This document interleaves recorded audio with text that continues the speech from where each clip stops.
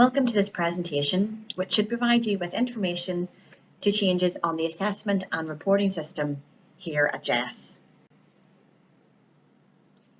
In recent years, the English government have made changes to the national curriculum. It has more content and is higher pitched.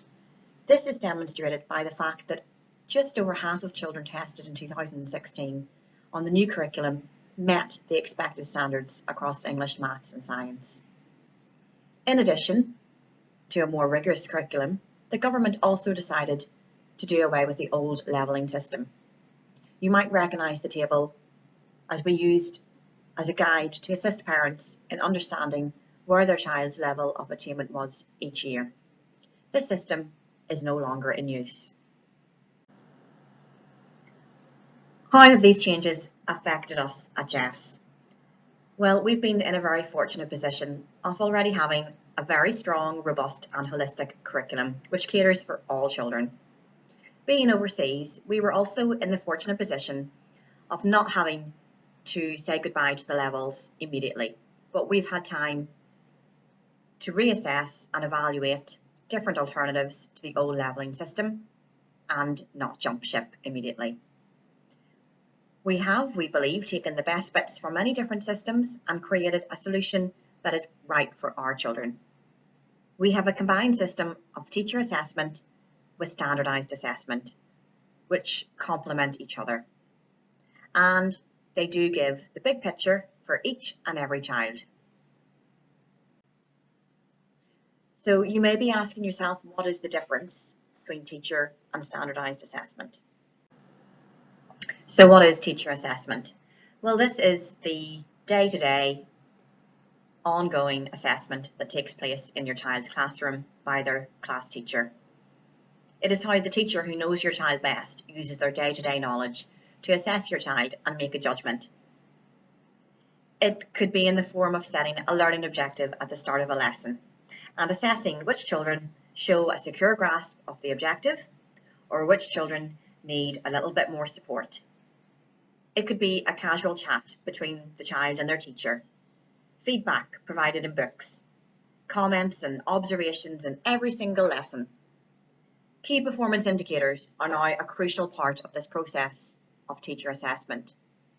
They are the first place a teacher can go to when planning for a subject over a period of time. The KPIs are organised into bands or year groups. So, for example, in Year 4, Band 4, there are key performance indicators for science, maths, writing and reading. Teachers plan according to their class needs and the KPIs which need to be covered. Once they have been delivered, the teacher then carries out their teacher assessment in many of the various ways that I've just mentioned. Here you can see some examples of the key performance indicators across Key Stage 2.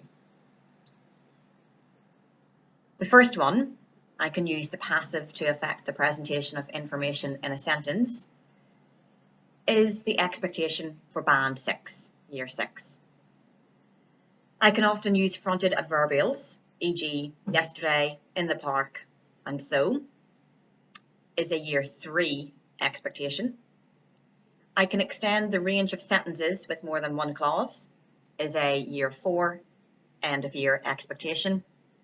And lastly, I can recognise and write decimal equivalents for a quarter, half and 3/4 is expected from a Year 3 child by the end of the year. Moving on to standardised assessment. It is a form of tests that a group do, and they all must answer the same questions. It is any form of test that requires all test takers to answer the same questions. It is scored in a standard or consistent manner, which makes it possible to compare the relative performance of individual students or groups of students. While different types of tests may be standardised in this way, the term is primarily associated with large-scale tests administered to large populations of students. As we have discussed, teachers at JESS previously gave their judgments on your child's attainment through the use of the national curriculum levels. This is the table that we saw earlier, and many of you will remember from your child's old interim and end of year report. The numbers and the levels that you saw, for example, a 3C, bore no resemblance to your child's year group. Consequently, a child in year 3 could be awarded a 3C, and so could a child in year 5. Parents often said they found this system confusing. This is how we are using the new teacher assessment system at JESS. The new national curriculum gives age-related expectations for the end of each academic year. The new words you will hear a great deal about are bands and steps. Bands relate to your child's year group and the band of statements that relate to it. So band 1 is referring to year 1 and the set of statements for this year group. Each year band has been broken down into a series of steps. Beginning plus, working within plus, secure and secure plus.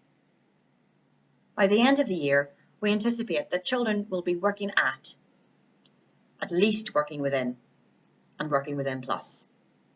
If they are, we can say your child has reached the age-related expectations for their year group. Again, that's working within and working within plus. So what does secure and secure plus mean?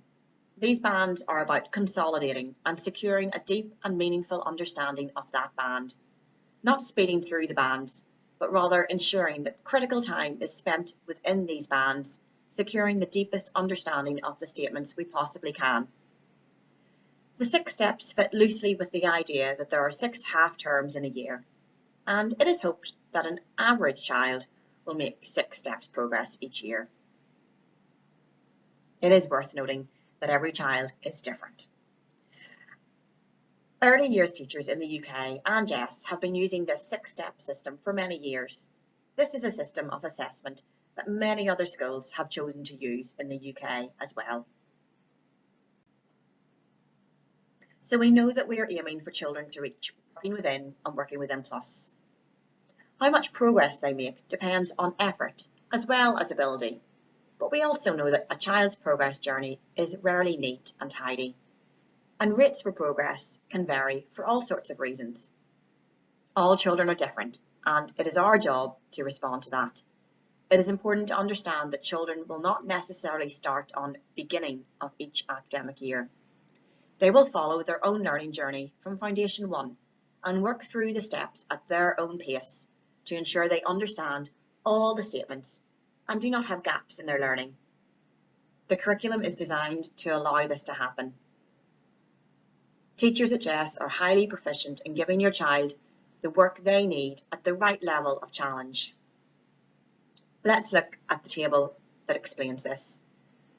This is a table for an average child in year 3. It helps to look at the table backwards. As you can see, by the end of the year, they have reached the age-related expectation of working within plus. If you track this back to autumn 2, the second half term in autumn, just before Christmas, it says band 2. Autumn 2 is the period when we make a judgment on your child's attainment for the interim report.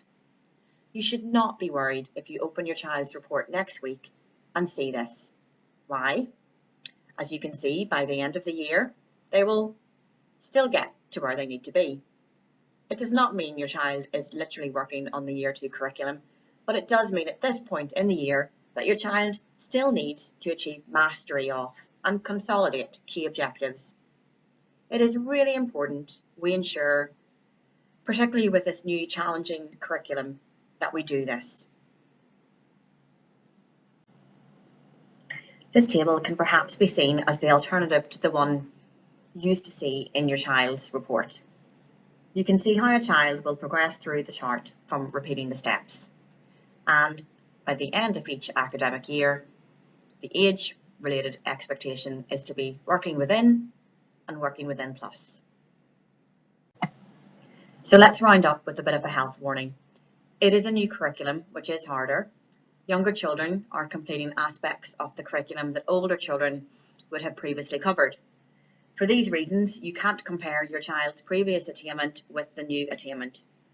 In these early stages of the new assessment system, tracking progress of a harder curriculum, teachers are being cautious with their initial assessments. the UK have given a clear brief that they want children to have a more robust understanding of the basic skills. Rest assured though, a holistic curriculum that is fun, engaging and has opportunities for real life learning is still central to everything we do at JESS, and the children will enjoy the curriculum. Remember, standardised assessment is where your child takes a test, with the exception of Year 1, on the computers. Therefore, the results are impartial and linked to thousands of results. It provides us with comparative data. From Year 1 to 6, your child will complete an end-of-year UK standardised test in English and Maths. If your child is in Year 3 or above, they will also take part in a science test. With the exception of Year 1, all tests are computerised and presented in a quiz-like way. Hopefully your child won't even realise they have taken a test. These are the same tests that all Dubai schools use. A reputable UK company provides the tests, which we have been working with for many years. This company has been around for over 30 years, working across 100 countries in British, bilingual and international schools. Over 3 million children take these tests each year. We will report these results to you at the end of the year. Your child's interim report will be shared in January, and in this report you can expect to find a teacher assessment, e.g. a working within band 6, for example, for writing, reading, maths and science.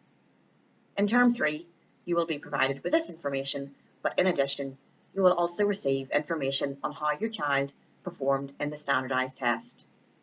Specialist subjects will also give you the teacher assessment, and there will be the usual comment made by the child's class teacher. In the academic year 2017-2018, we hope to include specialist teacher assessment on the interim as well as end-of-year reports. Please note that in both interim and end-of-year reports, your child's attitude to learning will also be reported. On this slide, you can see the template for the current interim report. Here we have the teacher assessment bands and the same information represented visually in the form of a graph. Moving on to the end of year report. Again, here we can see the child's attainment as reported by the teacher, their attitude to learning, and also a graph which will compare their attainment from interim to end of year. It is a clear way to track the child's progress over the year. You can also expect, as I mentioned earlier, the information from the standardised test. In conclusion, if you're interested to know how JESS will continue to cater for those children who are gifted and talented in particular areas of learning, then please be assured that, as always, challenge and mastery opportunities are available. The government do recommend that children are experts and master a band before being automatically moved up to the next band.